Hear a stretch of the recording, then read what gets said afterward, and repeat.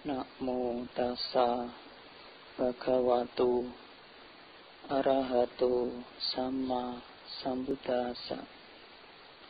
Namo tassa bhagavato arahato sama sambuddhassa. Namo tassa bhagavato arahato sama sambuddhassa. Tanca kamang katang sadu yang katwa anutampiang yasa patito sumano wipakang pati sewati ti.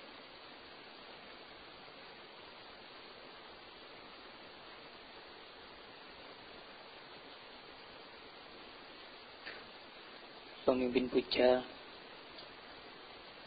yang saya hormati, Bapak Ibu, Saudara Saudari sedama, selamat pagi. Soti Hotu Namo Buddhaya.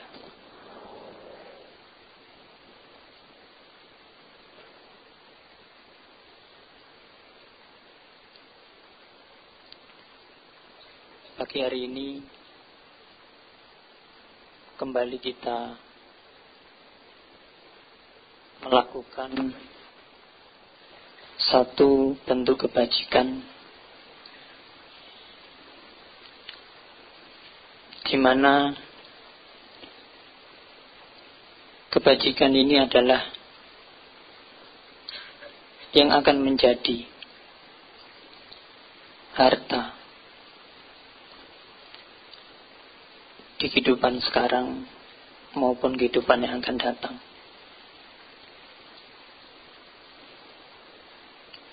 Bapak Ibu sekalian,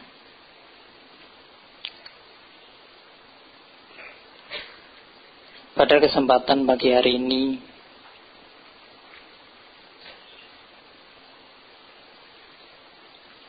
tentunya semua yang hadir dengan niat yang baik datang ke wihara ini untuk belajar.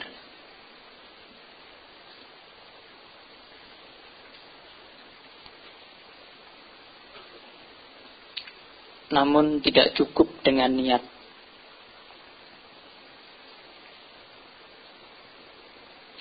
Karena niat kalau tidak dirawat, maka akan hilang kekuatannya. Jadi ketika sudah punya niat baik, dirawat dan dilakukan hingga selesai. Bapak Ibu sekalian, pada kesempatan pagi hari ini, ya tertulis di artikel, hanya merupakan panduan supaya mempunyai gambaran.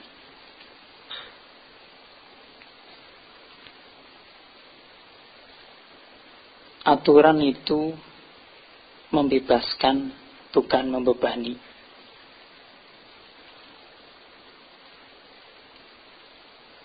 Memang tidak semua orang terbebani oleh aturan itu. Tetapi ada sebagian orang yang terbebani.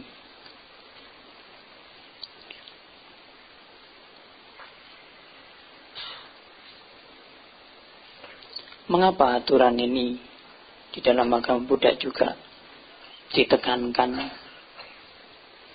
Karena merupakan landasan untuk kita bertindak. Manusia pada umumnya suka akan kebebasan. Nah, karena suka dengan kebebasan ini, maka menyalahgunakan. Ya, kalau manusia tidak mengenal aturan, maka lebih condong ke hal yang negatif.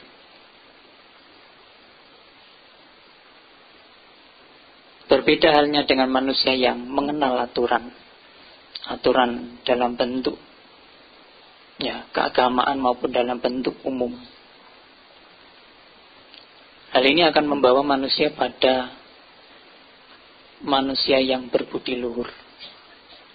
Manusia yang mempunyai akal budi. Manusia yang punya daya pikir untuk memilih, menimbang mana yang baik dan mana yang buruk, sehingga sesuai dengan norma-norma yang berlaku. Bapak Ibu sekalian, jika kita lihat pertama, orang baik mengenal suatu keburukan. Kalau baiknya baru baik saja, belum baik banget, biasanya dia menolak. Nanti dikenalkan 1, 2 kali, 3 kali, wah, keburukan ini kok nikmat. Karena tidak semua pelanggaran-pelanggaran aturan itu sifatnya membuat seseorang itu terbebani. Ada juga yang orang tersebut yang melanggarnya menganggap beranggapan merasa nikmat. Ini karena tidak ketahuan saja. Jadi pertama manusia dikenalkan dengan keburukan, dia menolak. Tetapi nanti sudah 1, 2 kali, 3 kali, dia akan menjadi biasa dan menikmati. Nah, dapat kita lihat mengapa bisa terjadi demikian.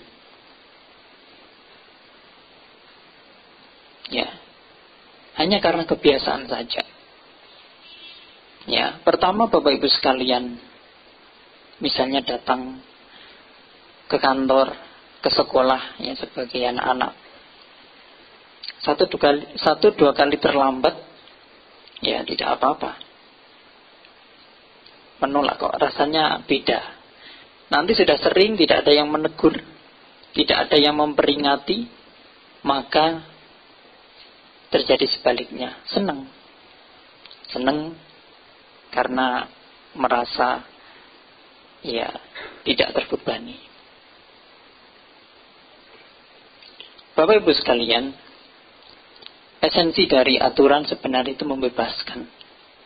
Kalau Bapak Ibu sekalian selama ini menjalankan aturan, moralitas terutama, itu masih terbebani, berarti ada hal yang kurang tepat. Terkadang sebagian orang merasa bebas pun dia tidak menjadikan aturan itu sebagai tolak ukur untuk bertindak. Melupakan. Untuk itu ketika manusia pertama kali dikenalkan oleh aturan, pasti dia memberontak juga, seperti halnya dikenalkan dengan keburukan tadi, melanggar aturan, dia pasti menolak. Tetapi nanti lama-kelamaan setelah menjadi biasa, akan terbiasa. Bapak Ibu sekalian, dalam Dhammapada dikatakan, ia berbahagia di dunia ini, ia berbahagia di dunia sana. Pelaku kebajikan berbahagia di kedua dunia itu. Ia bersukacita dan bergembira karena melihat perbuatannya yang murni. Jika saja kita merenungkan di masa lampau, masih kanak-kanak, masih tahap belajar, banyak kesalahan yang kita langgar. Kita mengingat kembali, pasti akan timbul beban batin. Tetapi berbeda, ketika masih anak-anak, masih remaja, dia mampu praktek dengan baik, menghormati orang tua, belajar dengan baik. Dia mengingat itu pasti akan tidak terbebani. Tetapi yang ada apa? Senang, gembira. Nah, ini yang menandakan bagaimana sebuah aturan itu sebenarnya tidak membebani. Dijalankan sekarang atau mengingat perbuatan kita yang lampau, dia tidak membebani.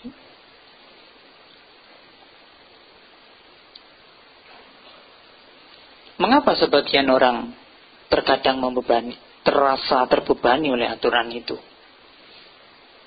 Bapak Ibu sekalian, waktu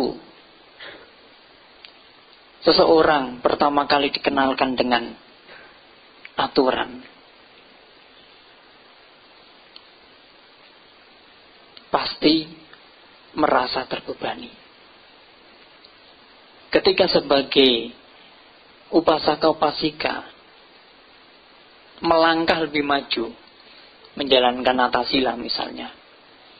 Ini ada beberapa contoh yang saya dapatkan di lapangan.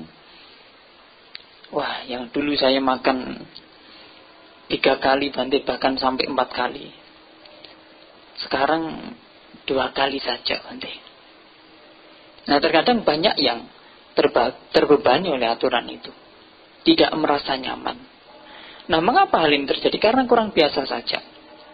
Kurang biasa dalam melatih aturan itu. Nah,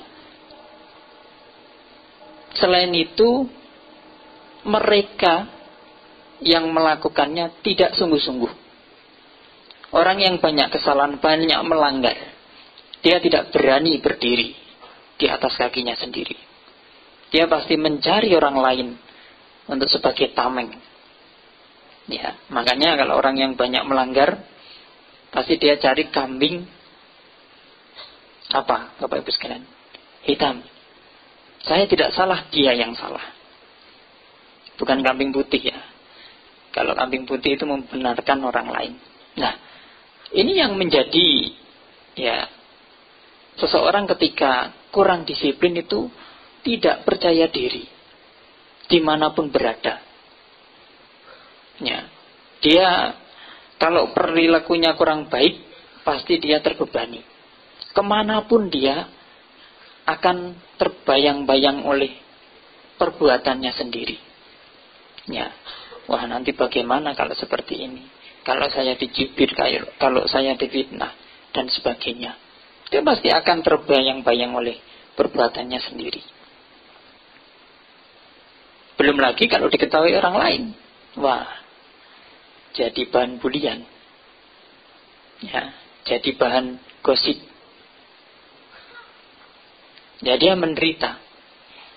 Nah, untuk itu Bapak Ibu sekalian, syarat supaya kita berani, percaya diri, dimanapun kita berada, adalah menjalankan aturan dengan baik.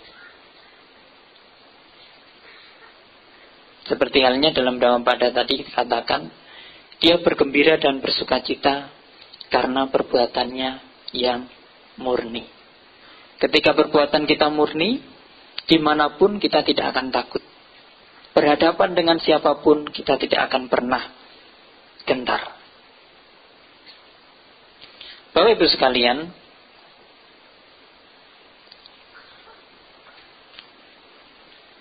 orang yang merasa terbebani terhadap aturan, terhadap latihan, karena dia tidak bisa menjadi seseorang yang ahli dalam dhamma, seseorang yang terpelajar dalam dhamma. Bau Sutta bagian dari Anguttara Nikaya menyebutkan seseorang dikatakan ahli, terpelajar, ya, dalam Dhamma, ya, jika seseorang itu memaknai makna Dhamma itu sendiri dan mampu mempraktikkan sesuai dengan makna itu sendiri, bahkan hanya sebuah 4 baris syair. Ya, tadi sudah mengulang Pancasila Buddhis, itu berapa syair? Berapa? 5. Wah, itu lebih-lebih. Ya, kalau dilakukan dengan baik, ya, itu sudah merupakan orang yang mahir, yang terpelajar, yang dikatakan seorang yang mampu menjalankan Dhamma. Nah, ini merupakan sebagai cambukan bagi kita yang sudah melangkah jauh belajar, melangkah jauh untuk memahami teori itu sendiri, tetapi tidak mampu mempraktikkan, bahkan hanya sebuah kesabaran, bahkan hanya sebuah, ya, penghargaan terhadap orang lain. Ya, jadi hanya dilewati saja. Ya, kita lewati dan lewati. Ya, belajar tentang tidak membunuh, tetapi tidak melakukannya. Belajar tentang tidak mengambil barang yang tidak diberikan dan sebagainya, tapi tidak melakukannya. Ini sama halnya tong kosong apa? Nyaring bunyinya. Ya, hati-hati. Hati-hati ketika kita sudah melangkah dan praktek. Jangan sampai prakteknya, teorinya sudah melangkah jauh, tetapi prakteknya masih tetap di jalan. Sia-sia tidak? Sia-sia. Nah, Bapak Ibu sekalian,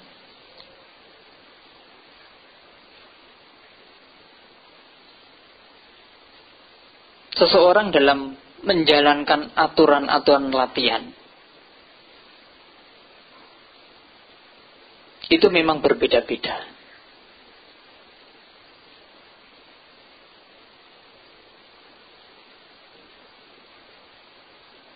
Di Sikapada Sutta bagian Anguttara Nikaya disebutkan orang yang pertama, ya, orang yang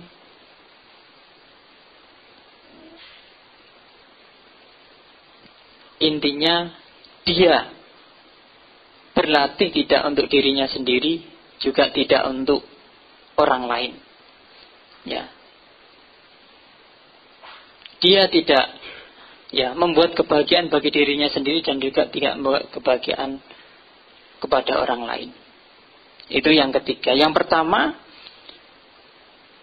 dia tidak membuat kebahagiaan pada dirinya sendiri, tetapi dia, ya, menganjurkan orang lain untuk melakukan. Nah, Bapak Ibu sekalian, ini yang kadang-kadang terjadi di dalam masyarakat. Orang itu mampu menganjurkan orang lain. Kamu jangan begini. Kamu harus bertindak sesuai dengan, ya, ketentuan yang sudah ada. Tetapi dia tidak menjalankan. Ya. Misalnya, ya, hari Minggu waktunya datang ke wihara. Sebagai orang tua tentunya menganjurkan anaknya untuk datang ke wihara. Tetapi bukan menganjurkan itu dia datang, tetapi dia tetap tinggal di rumah. Apakah kira-kira nasihat seperti itu, ya, sifat seperti itu, ya, diikuti oleh anaknya? Anaknya datang tidak ke wihara? Tidak mungkin. Kalau datang berarti anaknya ya lebih bagus. Ya, dianjurkan untuk datang ke wihara, tetapi orang tuanya tidak memberi contoh. Itu yang pertama. Nah, yang kedua, ya, dia berlatih. Ya. Dia berlatih tetapi tidak menganjurkan. Ya, terhadap orang lain. Jadi ya sudah, orang lain ya urusan lain, saya ya berlatih sesuai dengan ketentuan yang ada. Nah, dalam hal ini tentunya ketika dia menjalankan Pancasila Buddhis 5 moralitas, dia tidak menganjurkan sanak saudara, orang terdekat, ya, itu untuk melakukannya. Ya, ada beberapa motif. Bisa saja ya, karena kalau sekarang itu umumnya kalau diingatkan itu kadang-kadang malah ya bagaimana ya, kembali menyangkal. Ya, tidak semua orang bisa diingatkan. Ya, syukur-syukur kalau yang mengingatkan itu masih melakukan. Tidak hanya ngomong saja, tetapi kalau yang mengingatkan itu tidak melakukan, ya, dia menasihati orang lain untuk melakukan, nah itu akan menjadi bumerang. Ya, tidak akan dijalankan. Ya. Nah, yang ketiga, dia tidak, ya, orang ini tidak melakukan latihan dan juga tidak menganjurkan orang lain. Jadi tidak untuk kebahagiaan diri sendiri dan juga tidak untuk kebahagiaan orang lain. Ya, ini orang seperti ini ya tidak tahu. Mungkin nanti kalau di kehidupan sekarang gelap, di kehidupan yang akan datang mungkin ya bisa gelap juga. Dalam artian bisa terjatuh di alam yang menderita.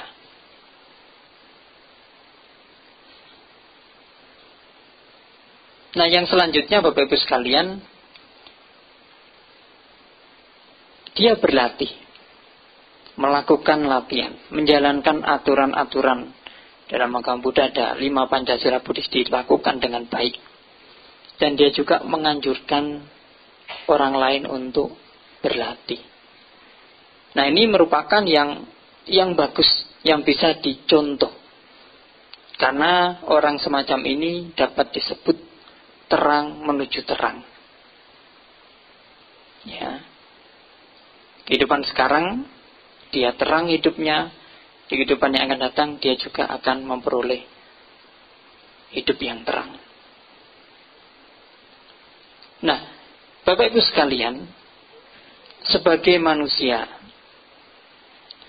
saya katakan kita akan menjadi orang yang kejam. Walaupun sifatnya remeh ketika melihat teman kita itu melanggar aturan, tetapi kita tidak menegur, tidak memberi nasihat. Karena mungkin tidak enak. Tetapi sebenarnya kita menjadi manusia yang kejam, tidak teman yang baik. Ini sudah mengakar di kehidupan sebagai masyarakat. Bahkan kalau teman melanggar ya dibantu. Ya. Dibela. Bukan berarti kalau yang melanggar itu diperingatkan, tetapi tidak. Kadang-kadang pun kita diam.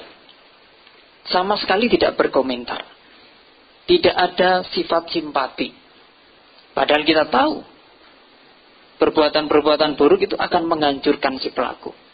Tetapi ketika teman kita melakukan keburukan, kita tidak memberi nasihat. Sebenarnya kita teman yang jahat. Walaupun di kalangan umum ya sudahlah.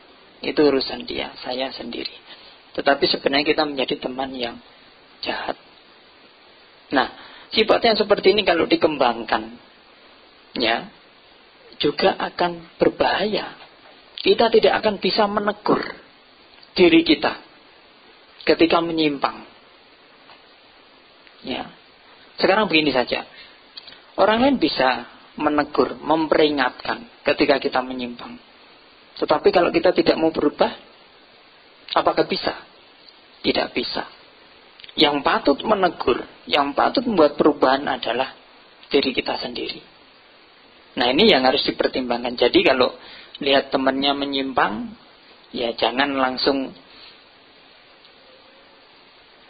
ya kata-katanya diperindah sedikit. Ya kalau mau ngasih kado ke yang muda-muda, ke pacar, yang ke temannya ketika ulang tahun dan sebagainya, ya dibungkus kata-katanya supaya tidak menyakiti. Ya kita harus tahu kondisi saat memberi nasihat tersebut. Nah, Bapak Ibu sekalian, ini merupakan ya beberapa jenis orang yang melakukan, menjalankan aturan itu. Ya.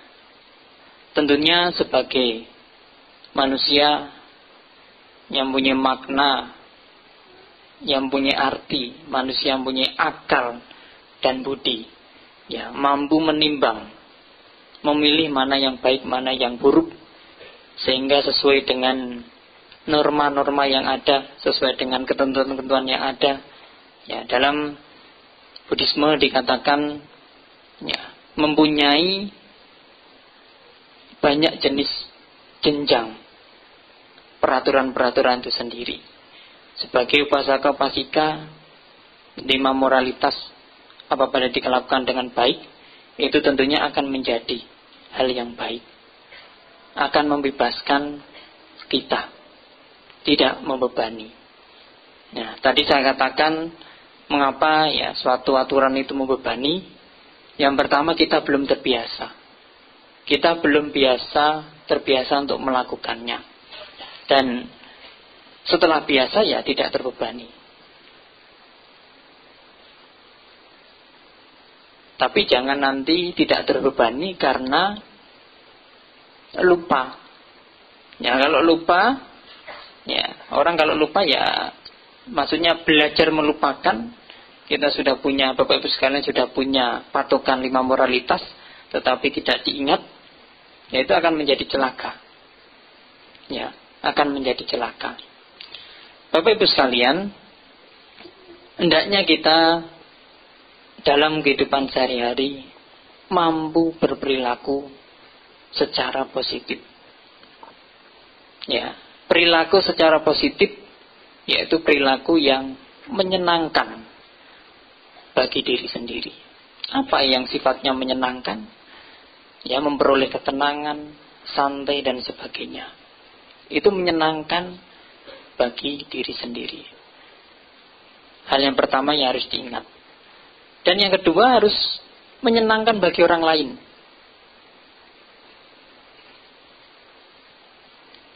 Kalau mampu menyenangkan bagi diri sendiri, tidak mampu menyenangkan bagi orang lain, itu egois. Nah, kita harus memperhatikan orang lain juga. Ya, orang yang lembut, sopan dan sebagainya itu termasuk perilaku yang menyenangkan orang lain. Yang selanjutnya berguna bagi diri sendiri. Contohnya ya ketika belajar ya belajar dengan baik. Ketika praktek ya praktek dengan baik. Ya, maka itu akan berguna bagi diri sendiri. Dan berguna bagi orang lain.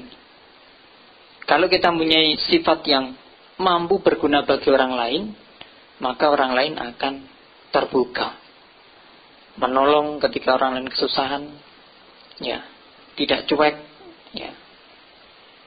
Jangan nanti ketika temannya butuh bantuan, ya pura-pura tidak lihat. Ya, ada yang seperti itu. Tidak lihat. Ya, kalau pas happy ya teman, kalau tidak happy ya lawan. Nah, Bapak Ibu sekalian,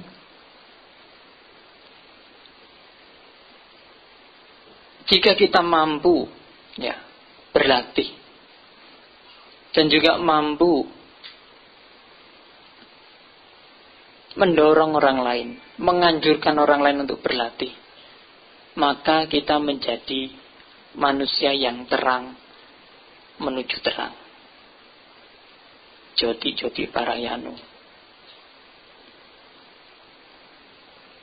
Jadi tidak hanya menjadi manusia yang tong kosong nyaring bunyinya. Jadi hendaknya dalam kehidupan sehari-hari kita mampu menjadi orang yang apa yang saya ucapkan itu yang saya lakukan. Apa yang saya lakukan itu yang saya ucapkan. Dalam hal ini tentunya perilaku dalam berpikir, dalam berucap, dalam bertindak yang baik. Kalau ini mampu dilakukan, mampu dilaksanakan, sebenarnya tidak ada celah. Ketika kita memberi nasihat terhadap orang lain, tidak ada celah orang lain untuk menyangkal nasihat kita.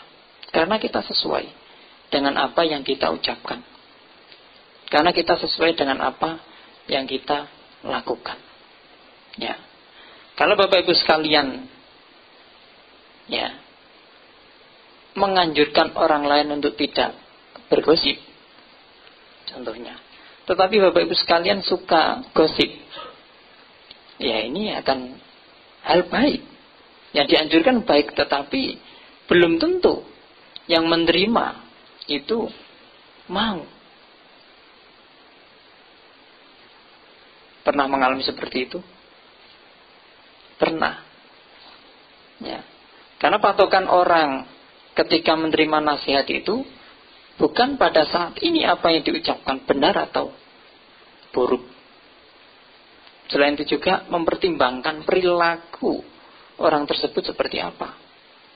Kalau perilakunya buruk, ya pasti tidak akan diterima. Ya. Misalnya seperti ini. Bapak Ibu sekalian hendak pergi suatu desa. Desa itu tempatnya penjahat. Kalau orang pergi mesti pulang tinggal nama. Tidak selamat melewati dan tidak selamat untuk pulang. Nah, di situ ketemu dengan orang yang pernah dipenjara karena membunuh orang. Dan ketemu dengan orang yang baik hati. Ya. Kita bertanya, bagaimana kalau saya melewati desa ini, apakah baik-baik saja? Yang pembunuh mengatakan, jangan. Karena desa tersebut terkenal ganas. Orang yang sering datang untuk melewati maupun untuk berkunjung, itu pasti tidak pulang selamanya. Ya. Orang yang dulunya mantan napi, mantan pembunuh ini menganjurkan seperti itu. Tetapi kita belum tahu desa itu benar ganas atau tidak. Ya. Nah, bertanya ke orang yang satu lagi. Ya, orangnya ini anggun, pertapa. Ya tidak apa-apa, ke sana saja. Padahal orang tersebut tahu. Kalau orang umum pasti mempercayai yang penampilannya baik, perawakannya baik, tutur katanya lembut. Ya, tetapi kalau kita tahu, ya kita bertolak ukur terhadap apa yang dikatakan sekarang, tidak melihat masa lampaunya, pasti kita lebih memilih orang yang dulunya pernah dipenjara seperti itu. Karena itu yang baik. Nah, Bapak Ibu sekalian, dalam menerima nasihat, perhatikan sekarang. Apa yang dikatakan sekarang. Ya. Ketika kita sudah berpatokan kepada orang tersebut pada masa lalunya, apalagi masa lalunya buruk, maka kita akan menolak nasihat-nasihat itu, walaupun nasihat itu baik. Nah, ini merupakan pelajaran yang harus dipetik, yang harus dengarkan dalam kehidupan sehari-hari. Supaya apa? Supaya ketika kita menerima nasihat, menerima aturan-aturan, ya, dengan siapapun, kalau itu memang tidak membebani dan cocok, merupakan aturannya baik, maka dilakukan dengan baik. Tetapi kalau sebaliknya, ya jangan dilakukan. Bapak Ibu sekalian, dalam hal ini, ya, ketika Bapak Ibu sekalian mampu menjalankan, memaknai dhamma itu, bahkan hanya 4 baris syair, ya, dan mampu melakukannya dengan baik, itu sudah termasuk orang yang ahli dan terpelajar dalam dhamma. Ya, jadi kita bisa melakukan, ya, pembenahan. Saya ini bagaimana selama ini? Ya, yang saya pelajari ini bagaimana? Apakah sudah saya praktekkan? Ya, kalau belum, ya jangan menyesal. Cukup tahu dan lakukan. Jangan nanti, ya, teorinya sudah membalap melambung tinggi, tetapi praktiknya masih kayak kura-kura. Ya, hati-hati. Nanti bisa menjadi orang yang lupa daratan. Kalau daratan lupa, berarti sudah di udara. Ya, untuk udaranya ini pakai sayap atau meloncat. Nah, itu. Nah, Bapak Ibu sekalian,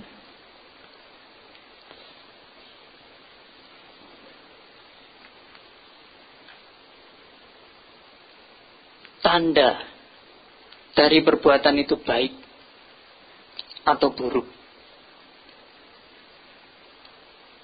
itu ketika seseorang melakukan perbuatan itu, dia tidak terbebani. Dalam hal ini perbuatan baik. Jika perbuatan buruk yang dilakukan, maka dia akan merasa terbebani.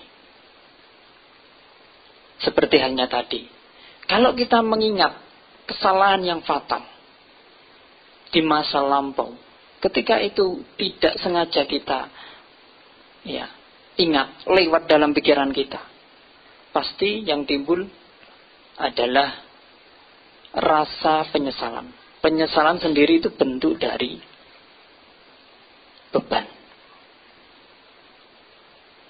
Nah, bagaimana ketika yang terjadi sebaliknya, hal yang baik?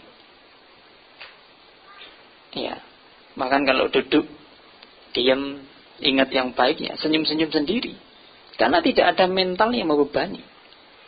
Nah, dengan demikian maka sepatutnya, ya, ketika seseorang berbuat, ya, ketika seseorang berbuat setelah melakukan perbuatan itu tidak terbebani, maka perbuatan itu adalah perbuatan baik.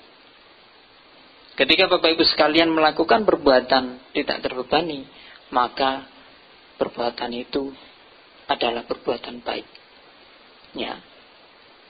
Kalau melakukan perbuatan baik masih terbebani, maka ada hal yang kurang tepat. Ya, selama ini Pancasila Buddhis terbebani tidak? Menjalankan 5 moralitas. Tidak, ya. Tidak. Tapi lupa tidak dengan aturan itu ketika tidak terbebani? Tidak. Tidak lupa. Kalau tidak lupa, bagus. Ya. Bapak Ibu sekalian, ketika Bapak Ibu sekalian menjalankan Pancasila Buddhis, 5 aturan moralitas,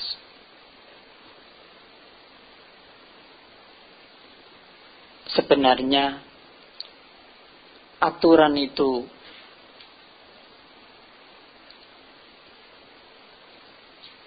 terjadi. Ya, terjadi dalam artian terjadi penghindaran aturan itu setiap saat atau ketika kondisi untuk membunuh misalnya terjadi, itu baru terjadi. Lebih mudahnya dimaknai ketika Bapak Ibu sekalian mendengarkan ceramah seperti ini, mendengarkan ceramah seperti ini. Dalam kondisi seperti ini, apakah termasuk penghindaran pembunuhan? Apakah termasuk penghindaran dari mengambil barang yang tidak diberikan? Apakah termasuk dari melakukan penghindaran dari perbuatan asusila? Ya, ketika Bapak Ibu sekalian duduk nyaman dalam hal seperti ini, kondisi seperti ini, apakah termasuk latihan? Termasuk tidak? Tidak. Terjadinya pelatihan itu saat kondisi ingin membunuh, tidak jadi membunuh, itu baru terjadi pelatihan. Makanya tidak heran ketika orang sudah belajar kesabaran, tetapi kondisi untuk marah itu timbul, itu tidak bisa ditahan. Ya karena itu dia tidak memaknai. Ya, juga tidak heran kepada Bapak Ibu sekalian, ketika ada di ruangan ini, ya mampu dengan fasih menyebutkan, menghafal bahkan 5 aturan itu dengan baik. Tetapi setelah keluar dari sini ya tidak tahu masing-masing. Ya. Ada yang seperti itu? Ada. Ya. Di wihara, ya. Di tempat-tempat untuk belajar dhamma, ya orangnya baik, terkendali. Tetapi nanti sudah keluar ya beda lagi, berubah jadi monster. Ya. Nah, Bapak Ibu sekalian, hendaknya ini perlu kita pahami. Saat melatih kesabaran, ya, saat melatih aturan-aturan, ya, itu jurus-jurus tersebut, ya, saya katakan jurus, bermanfaat ketika kondisi untuk tidak sabar terjadi, kondisi untuk membunuh terjadi, kondisi untuk mencuri terjadi. Tetapi kita bisa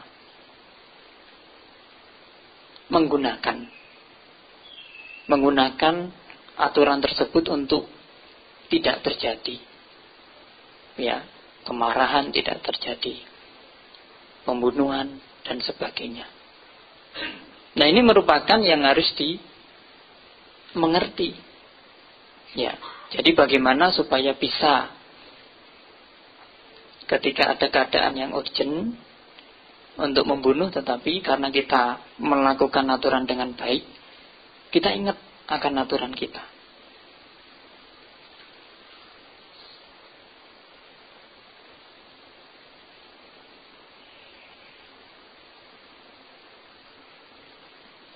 Bapak Ibu sekalian,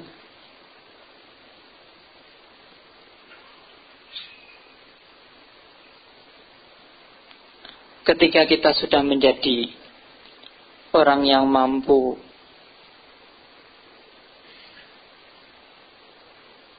menjadikan aturan itu, latihan itu tidak membuat diri kita terbebani, maka kita sebenarnya sudah menjadi pemenang. Pemenang untuk mengalahkan. Di sini bukan mengalahkan orang lain, tetapi untuk mengalahkan diri sendiri. Sebagai umat Buddha, hendaknya mampu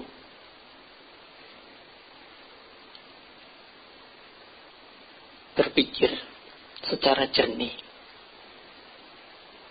sejak dalam pikiran. Karena pikiran merupakan pondasi. Kalau pikiran keruh, pasti ucapannya keruh, perilakunya juga keruh. Kita harus bisa mengontrol, mengontrol diri kita sesuai dengan latihan-latihan yang sudah ditentukan. Agar apa? Agar kita menjadi orang yang bebas, tidak menjadi orang yang terbebani. Bukan beban yang didapatkan dari luar diri kita, tetapi beban mental kita karena tidak menjalankan peraturan itu dengan baik. Saya kira demikian yang dapat saya sampaikan. Semoga Bapak Ibu sekalian yang hadir di sini menjadi orang yang taat, yang mampu melaksanakan aturan moralitas dengan baik, sehingga akan menjadi orang yang bahagia di kehidupan sekarang dan juga bahagia di kehidupan yang akan datang. Demikian yang dapat saya sampaikan. Semoga semua makhluk hidup berbahagia.